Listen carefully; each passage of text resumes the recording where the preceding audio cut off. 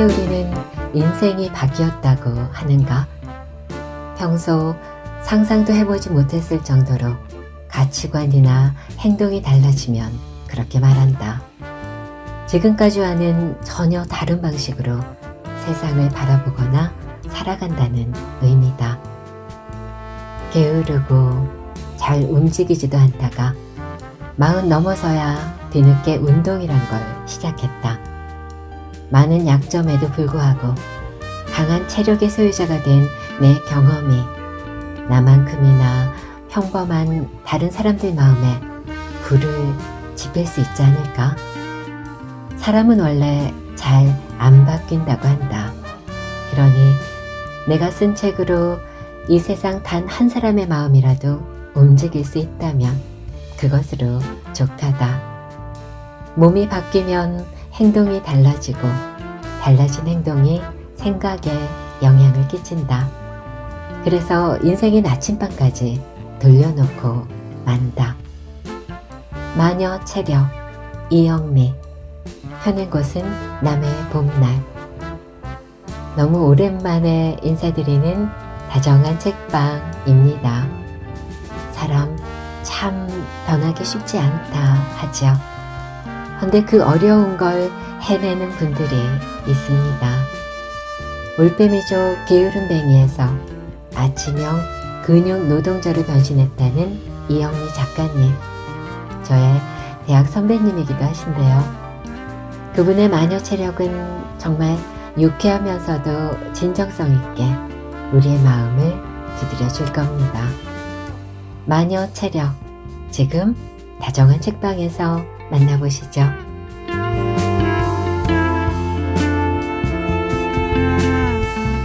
반전 있는 사람이 매력이 있다. 어린 마음에도 매혹적이었는지 책장이 나달거리도록 읽고 또 읽은 그림책이 있다. 안데르센이 지은 미운 오리 새끼다. 알에서 깨어난 순간부터 너무 크고 못생겨서 형제들에게 따돌림을 당하던 오리 새끼 한 마리. 결국 구박을 견디다 못해 가족의 품을 떠난다. 오리는 길에서 만나는 수많은 어려움을 견디고 한겨울의 추위를 묵묵히 이겨낸다. 드디어 따뜻해진 어느 봄날, 물 위에 비친 자기 모습을 보고 깜짝 놀란다. 어느새 미운 오리 새끼는 우아하고 아름다운 백조로 변신했기 때문이다. 평범한 생활을 하던 주인공이 집을 떠나 모험을 하고 많은 시련을 겪은 뒤 한층 성숙해진 모습으로 귀환하는 과정. 이건 비단 주몽이나 아서왕 같은 오래된 영웅담에만 들어있는 게 아니다. 따지고 보면 인간에게 가장 큰 영감과 희열을 주는 기본 스토리로서 무한 복제되고 있다. 동서고금을 막론하고 사람들이 이런 영웅의 궤적을 다룬 스토리에 몰입하고 열광하는 이유는 무엇일까? 평범한, 아니 오히려 보통 조건보다 더 암울하기 그지없는 환경에서 한 개인으로 하여금 잔혹한 현실을 밑바닥까지 긍정하게 만들기 때문이다. 멈추거나 회피하는 것이 아니라 인생의 모험에 도전할 수 있는 용기와 영감을 일깨워주기 때문이다. 가끔 시리에 빠지거나 의욕이 저하되어 있는 사람들에게 읽어보라고 권하는 책이 있다. 주위에서 흔히 볼 수 있는 평범한 여성이 자기 경험을 바탕으로 쓴 책, 29 생일, 1년 후 죽기로 결심했다. 파견 사원으로 일하는 아마리는 변변한 직장도 없고 애인에게는 버림받았으며 내성적이고 73kg이 넘는 외톨이 신세다. 우울한 29 생일을 맞아 편의점에서 사온 딸기 케이크로 쓸쓸하게 축하를 한다. 바닥에 떨어뜨린 딸기를 주워 먹다가 자신의 깜깜한 미래가 절망스러워 자살을 결심하는 그녀. 그때 텔레비전 화면에 비친 화려한 라스베이거스를 보는데 뭔가 가슴에 뜨거운 것이 올라온다. 죽기 전에 딱 한 번 저 화려한 도시에 가보고 싶다. 그때부터 라스베이거스라는 뚜렷한 목표와 D-12개월이라는 짧은 기간을 설정한다. 어차피 죽을 몸인데 뭘 못하겠어? 라는 도끼를 품고 평소 해보지 못한 놀라운 일들에 도전한다. 어떻게 되었을까? 당연히 죽지 않았고 1년 전과는 완전히 다른 사람으로 성장해 현실로 되돌아온다. 책이든 사람이든 난 이런 반전을 좋아한다. 상황이 안 좋으면 그대로 주저앉거나 포기하는 것이 인지상정인데 반대로 더 열심히 바닥을 차며 올라오는 사람. 겉으로 보기에는 전혀 상상할 수 없는 기질과 재능을 속 안에 품고 있는 사람. 누구나 가는 길을 택하지 않고 전혀 생각지도 못한 다른 길로 삶의 방향을 트는 사람. 사람들의 일반 상식을 뛰어넘어 의외의 엉뚱한 짓을 저지르곤 하는 사람. 에디터인 내가 저자로서 흥미를 느끼는 사람들은 대부분 이런 반전을 보여준다. 파격적인 행보와 옷차림으로 신선한 충격을 안겨준 최초의 여성 법무부 장관 강금실. 보장된 뉴스 아나운서 자리를 박차고 스페인으로 떠난 손미나. 싱어송라이터로 만족하지 않고 대단한 상상력을 쏟아내는 이적. 제1기획 부사장으로 일하다가 퇴직 후 책방 마님을 선택한 최이나. 아들 셋을 키우며 전업주부로 살다가 40 넘어 유명한 여성학자가 된 박혜란. 가난한 그래픽 디자이너로 캐나다에 이민 간 뒤 밀리언셀러 영어책을 써낸 한오림. 핫한 도시 여성의 아이콘으로 살다가 훌쩍 평창으로 떠나 펜션을 운영하는 김경. 수억 원의 연봉을 받던 로펌을 그만두고 자기개발 코치로 일하는 존윤. 학교는 단 하루도 다니지 않았지만 대학원 나온 사람보다 더 지혜로운 20살 청년 이마영 등등. 이런 저자들과 만나 반전 있는 삶의 이야기를 책으로 만들어 왔으니 에디터로서 무한한 영광을 입었다. 나는 큰 변화를 싫어하고 용기가 부족한 범생이과다. 인생이 바뀔 만큼의 큰 기회나 시련을 잘도 피해 나갔다. 내 앞에 놓인 트랙에서 크게 벗어날 생각을 못했다. 더군다나 나이가 들수록 삶의 키를 돌릴 수 있는 확률은 점점 줄어들지 않는가. 모험보다는 안정과 편안함을 더 희구하기 때문이다. 그랬던 내가 40 넘어 운동을 시작하고 트라이애슬론의 세계에 뛰어들었다. 책이나 읽다 죽어야지 싶었던 에디터의 삶에 대단한 반전을 일으켰다. 20여 년간 진찰해온 주치의는 고혈압이라는 심각한 병에도 위축되지 않고 줄기차게 운동을 시도하는 환자를 보면서 감탄하곤 한다. 처음 만난 저자들은 키도 자그마한 중년 여성이 자기보다 훨씬 강한 체력의 소유자라는 걸 알면 재미있어 한다. 40살 후반에 직업을 바꿔 이제는 주로 말을 하며 사는 내 얘기를 들을 때마다 사람들은 신기하게 바라본다. 책으로 남의 인생을 주르륵 읽어내는 건 쉽다. 하지만 모험을 결심하고 반전을 이뤄내는 데 들어간 당사자의 시간이나 고통은 어마어마할 것이다. 그럼에도 온전하게 현재에 존재하는 느낌, 진정한 나 자신이 되기 위해 해야 할 어떤 것을 하고 있을 때 느끼는 희열 때문에 그 길을 따라간다. 조지프 캠벨은 그것을 가리켜서 블리스라고 불렀다. 닥쳐온 모험을 외면하거나 포기하지 말고 내 인생도 한편의 영웅 드라마가 될 수 있다고 생각하자.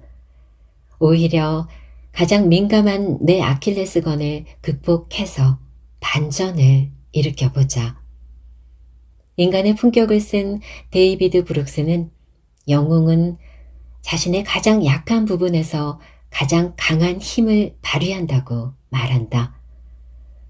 고대 그리스의 데모스테네스는 말을 더듬었음에도 불구하고가 아니라 말을 더듬었기 때문에 위대한 웅변가가 되었다고들 한다. 결함이 오히려 그와 관련된 기술을 완벽하게 연마하도록 동기를 부여한 것이다. 캠벨의 말처럼 우린 누구나 자기 인생의 영웅이 될 수 있다. 위대하든 소박하든 영웅은 영웅이다. 이루고 싶은 게 있거든 체력을 먼저 키워라. 2000년에 출간된 김은의 자전거 여행을 보면 저자 소개에 이런 말이 나온다. 스스로는 소설가보다 자전거 레이서로 불리기를 원한다. 1999년 가을부터 2000년 여름까지 그는 자전거 풍륜을 끌고 전국의 산천을 돌아다녔다. 한국일보에서 27년간이나 책상에 앉아 기사를 써온 문학기자이자 작가 김은의 나이 52세 때 일이다. 오르막길 체인에 끊어질 듯한 마디마디에서 기어의 톱니에서 뒷바퀴 구동축 베어링에서 생의 신비는 반짝이면서 부서지고 새롭게 태어나서 흐르고 구른다. 땅 위의 모든 길을 다 갈 수 없고 땅 위의 모든 산맥을 다 넘을 수 없다 해도 살아서 몸으로 바퀴를 굴려 나아가는 일은 복되다. 그리고 1년 후인 2001년 명실상부한 작가로 인정받은 작품 칼의 노래로 동인문학상을 수상한다. 이후 어느 책에선가 김은은 화려한 이력은 다 지워버리고 작가 소개란에 간단히 라이더라고만 적어 넣었다. 당시 그런 행보를 엿보면서 신선하다 싶었다. 나도 모르게 기자나 작가에 대해 갖고 있던 창백함과 나약함이라는 편견이 확 깨졌던 순간이다. 연필로 꾹꾹 눌러 쓴 가지런한 문장은 시처럼 스며들었다. 그 나이의 글쟁이가 자동차 아닌 자전거를 타고 굽이치는 사냐를 헤매고 다녔다는 사실에 마음을 빼앗겼다. 고등학교 1, 2학년 시절 그림을 꽤 잘 그리는 편이었다. 미술 선생님 추천으로 오후 시간을 미술반 활동에 할애했다. 그런데 3학년이 되자 이번엔 담임 선생님의 만류로 미술반을 그만두어야 했다. 한 명이라도 더 좋은 대학에 보내야 하는 것이 고등학교의 주된 사명이었다. 나더러 딴짓하지 말고 공부 쪽에만 치중하라는 안목의 강요였다. 그렇게 공부에만 충실했던 난 대학에 가서도 강의를 듣고 책을 읽고 글을 쓰고 사람들과 토론을 하며 4년을 보냈다. 모두 다 책상에 앉아서 머리와 손과 입을 쓰는 일이었다. 졸업을 한 뒤에도 육체활동과는 거리가 먼 전형적인 정신노동자로 살았다. 술과 담배와 커피는 늘 가까이 있었다. 반면 땀과 근육, 힘에 관한 욕구는 찾아보기 어려웠다. 한 번도 그걸 이상하다고 여기지 않았다. 무의식적으로는 신체활동과 정신활동을 분리하는 이원론적인 사고에 익숙해져 있었기 때문이다. 내 양팔 저울은 언제든 정신활동 쪽으로만 기울어졌다. 지적인 능력을 벼리는 데에만 관심을 두었다. 육체적인 능력에 대해선 무시하고 천대했다. 내 몸에 그런 잠재력이 있으리라곤 꿈에도 생각해보지 않았다. 책을 읽고 만드는 에디터가 게으르고 허약하고 피곤한 건 당연한 일이었다. 얼마나 짧고 어리석은 생각이었던가. 40살에 운동을 시작하고 나서야 알았다. 나 같은 에디터도 얼마든지 지적 활동과 육체 운동을 병행할 수 있다는 걸. 역사상 가장 위대한 박물학자이자 사상가인 찰스 다윈은 30년간 매일 하루 3번 산책을 했다. 세상을 뜨기 바로 직전까지도 걷기를 계속했다. 건강이 안 좋았고 스트레스를 많이 받았으며 코담배를 즐겼음에도 불구하고 그는 73세까지 살면서 종의 기원을 비롯해 많은 저작을 남겼다. 그 바탕에는 아마도 규칙적인 걷기가 큰 역할을 했으리라. 다윈과 비슷한 시대를 살았던 러시아의 대문호 레프 톨스토이는 크고 강인한 몸의 소유자로 무려 13명의 자식을 낳았다. 83세의 나이로 장수한 그는 방대한 양의 작품을 남겼으며 현재 출간된 전집은 큰 책으로만 90권에 이른다. 거대하다라는 뜻의 형용사인 톨스토이가 집안에 성이 된 것을 보면 흐르는 피 속에 크고 강인한 몸의 유전자를 갖고 태어났을 것이다. 하지만 슈테판 치바이크가 쓴 평전 톨스토이를 쓰다를 읽으면서 지금껏 몰랐던 놀라운 사실을 알았다. 자전거 타기를 배우려는 호기심이 67세의 노인을 유혹하는가 하면 70세에는 스케이트를 타고 얼음판을 미끄러져 나가고 80세에는 체조를 하면서 날마다 근육을 단련했다. 죽기 바로 직전인 82세에도 그는 말을 타고 20여 킬로미터나 질주하곤 했다. 선천적으로 타고난 몸에 머물지 않고 평생 열정적으로 단련하고 움직였기에 그런 어마어마한 저작이 가능했다고 유추할 수 있다. 포털에 연재될 때부터 인생 교과서이자 직장생활 교본으로 가히 대한민국을 미생 신드롬에 빠뜨렸던 만화책 미생을 샅샅이 읽고 머리에 새긴 명언 중에 가장 내 마음을 움직인 말은 무엇일까? 수준 높은 바둑 얘기도 아니요. 직장에서 터득해야 할 요령도 아니었다. 미생 4권에서 프로 기사가 된 장그래를 앞에 두고 사범은 바둑만 잘 두라고 가르치지 않는다. 오히려 바둑보다 더 중요한 것은 체력이라고 말한다. 네가 이루고 싶은 게 있거든 먼저 체력을 길러라. 평생 해야 할 일이라고 생각되거든. 체력을 먼저 길러라. 게으름, 나태, 권태, 짜증, 우울, 분노 모두 체력이 버티지 못해서 정신이 몸의 지배를 받아 나타나는 증상이야. 정신력을 뒷받침하는 것은 체력이다. 날이 선 정신 노동자로 길게 살려면 무엇보다 체력부터 키워야 한다. 체력이야말로 죽는 그 순간까지 키우고 유지해야 할 일생일대의 프로젝트다. 이제 좀 설득이 되는가?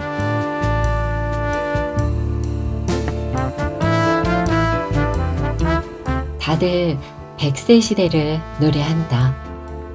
하지만 정말 100세까지 건강하게 살다 죽는 사람이 얼마나 될까? 내가 꾸준히 운동을 하는 이유는 어떻게 죽을진 알 수 없지만 최소한 죽는 순간까지 건강하게 움직이고 싶기 때문이다. 언제라도 손짓하며 지나가는 기회란 놈의 앞머리를 확 잡아챌 수 있도록 몸 상태를 준비해 놓고 싶다. 천천히, 조금씩, 그러나 꾸준히. 다정한 책방, 오늘은 인생 역전의 주인공인 이영미 작가님의 마녀 체력과 함께 했습니다. 여러분들 기회가 되신다면 직접 읽어보시길 권합니다. 6월 중순부터 35도를 넘나드는 폭염이 이어지더니 드디어 장마가 시작됐죠. 더욱 뜨거울 올여름. 근데 그런 생각 드네요. 더위에 지치지 않도록 근육을 한번 제대로 만들어 보고 싶다는. 여러분은 어떠신지요? 천천히, 조금씩, 그러나 꾸준히 우리 잊지 말아야겠습니다. 다정한 책방이었습니다. 오늘도 함께 해주신 여러분 고맙습니다.